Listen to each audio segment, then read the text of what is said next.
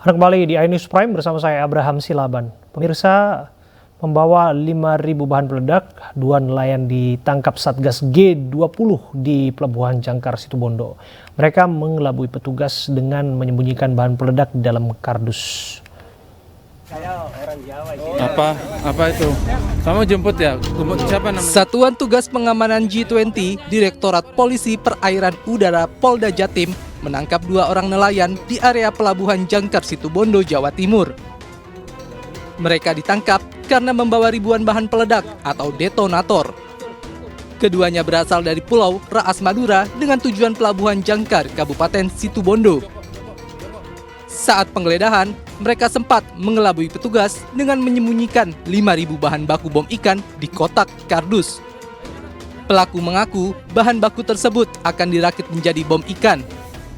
Untuk kepentingan penyidik, selanjutnya pelaku dibawa ke markas kepolisian Direktorat Air dan Udara Polda Jatim. Dan mengangkut yang diduga itu merupakan bahan peledak ataupun bom ikan ya, karena yang bersangkutan sebagai nelayan. Yang bersangkutan ditangkap pada saat akan merapat ke Pelabuhan Jangkar Situbondo. Dan setelah itu kami berkoordinasi juga dengan tim Jihandak dari Satbrimopda Polda Jatim untuk melakukan upaya pengamanan dan penanganan. Pengamanan di laut dan di darat Kabupaten Situbondo terus diperketat. Hal ini dalam menjelang pertemuan kepala negara G20 yang rencananya akan berlangsung 15 dan 16 November 2022 di Pulau Bali.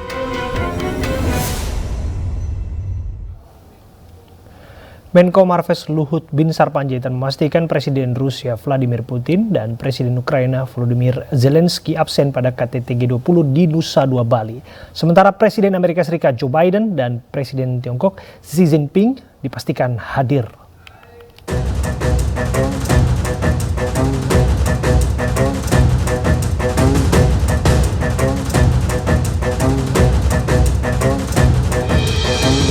Presiden Rusia Vladimir Putin dan Presiden Ukraina Volodymyr Zelensky dipastikan tidak akan hadir dalam konferensi tingkat tinggi G20 yang akan digelar di Nusa Dua Bali pada 15 hingga 16 November 2022.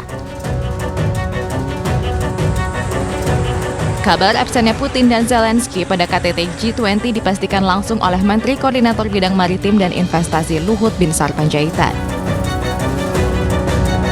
Mungkin ada kesibukan dari Presiden Putin di dalam negeri yang kita juga harus hormati. Kalau Presiden Ukraina gimana Pak? Sama juga mereka berdua, ya mereka juga punya kesibukan yang kita juga harus. Tapi Presiden sudah melaksanakan fungsinya sebagai ketua G20 untuk melakukan komunikasikan, mencoba untuk membuat perdamaian. Dan saya kira pertemuan artinya nanti bilateral antara Presiden Jokowi dengan Biden dan juga presiden negara lain yang diatur atau dijembatani oleh Presiden Jokowi itu menunjukkan juga satu successful leadership daripada presiden. Luhut juga menerangkan ketidakhadiran 2 kepala negara yang tengah berkonflik itu merupakan keputusan yang harus dihargai oleh Indonesia selaku ketua G20.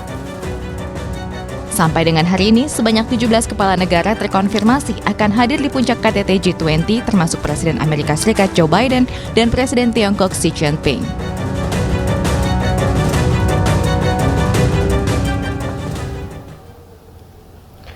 Elektabilitas Prabowo Subianto masih yang teratas dalam survei calon presiden 2024 yang dilakukan Indo Strategy Research and Consulting pada 27 Oktober hingga 5 November 2022.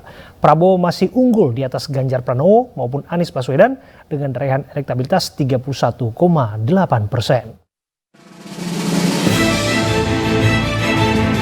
Kiprah Prabowo Subianto sebagai Menteri Pertahanan dipandang positif oleh masyarakat sebagai figur presiden masa depan.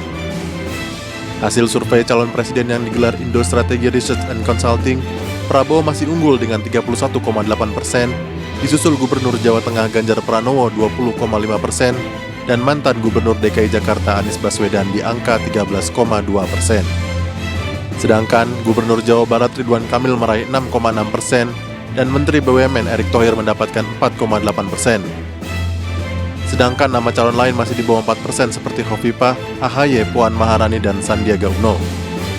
Survei dilakukan dengan pengumpulan data melalui wawancara tatap muka dengan bantuan kuesioner lewat teknik multistage random sampling sebanyak 1.230 responden di 34 provinsi dengan margin of error kurang lebih 2,8%.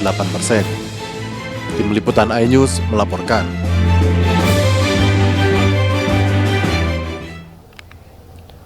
Pemirsa, kisah pilu membayangi salah satu korban tragedi Kanjuruhan. Gadis belia korban luka berat mengalami hilang ingatan, patah tulang, hingga kehilangan pekerjaan.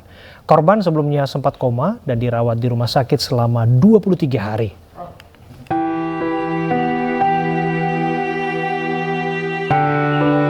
Kisah malang dialami salah satu korban tragedi Kanjuruhan, Dian Puspita Putri, perempuan 22 tahun, warga Pelausan Timur, Kota Malang ini kini terpaksa duduk di kursi roda akibat patah tulang pada kaki kanannya. Meski Putri sudah pulang ke rumah, setelah 23 hari dirawat di rumah sakit, bahkan sempat koma di 10 hari pertama, hingga hari ini Putri masih kehilangan sebagian ingatannya. Putri kerap merasa dirinya masih sekolah, padahal ia adalah seorang karyawan di sebuah pabrik di kawasan Karangploso, Kabupaten Malang. Putri juga tidak ingat tragedi Kanjuruhan yang menyebabkan dirinya sempat koma selama 10 hari. Sang ibu Eti Karyati tidak pernah menduga pengalaman pertama putrinya menonton sepak bola di stadion justru berakhir sedih. Mungkin sementara belum. Iya, belum ada sama sekali. Tapi kemarin katanya mau ke sini dari Polresta, tapi sampai sekarang juga belum.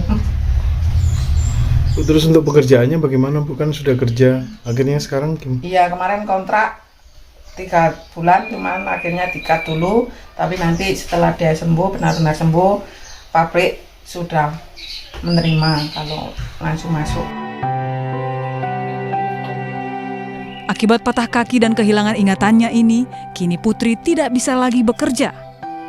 Perusahaan tempatnya bekerja memutus kerja, meskipun menjanjikan akan menerima kembali Putri jika sudah sembuh nantinya. Sang ibu berharap setelah pemulihan secara medis, psikolog yang dijanjikan datang memberikan pendampingan segera memberi pemulihan psikis untuk anaknya.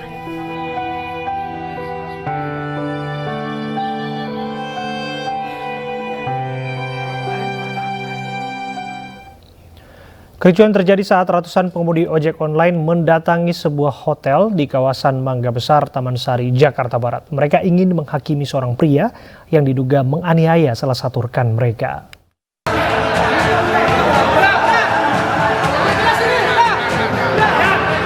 Kericuan terjadi saat polisi menggiring seorang pria pelaku penganiayaan ojek online keluar dari sebuah hotel di kawasan Mangga Besar, Taman Sari, Jakarta Barat.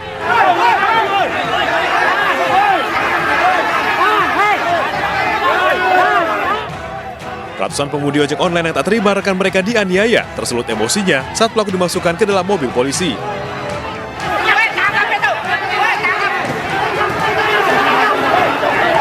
Mereka saling dorong dan berteriak berusaha menghakimi pelaku. Kejadian bermula saat pelaku yang merupakan tamu hotel hendak menyeberang. Di saat yang sama melintas korban ojek online. Saat hendak berhenti, korban yang mengaku tidak menabrak pelaku justru mendapatkan pukulan di bagian pipi dan kepala. Saya mau jalan ke arah sana, nah dia mau nyebrang.